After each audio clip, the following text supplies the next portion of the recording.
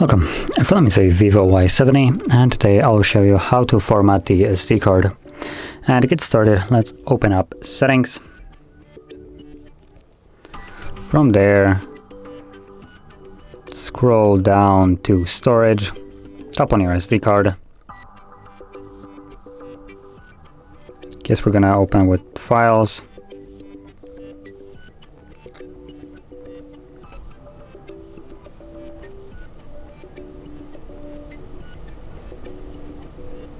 There we go.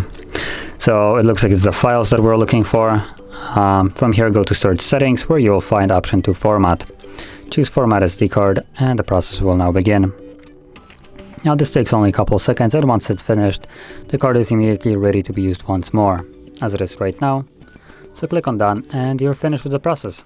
And if you found this very helpful, don't forget to hit like, subscribe, and thanks for watching.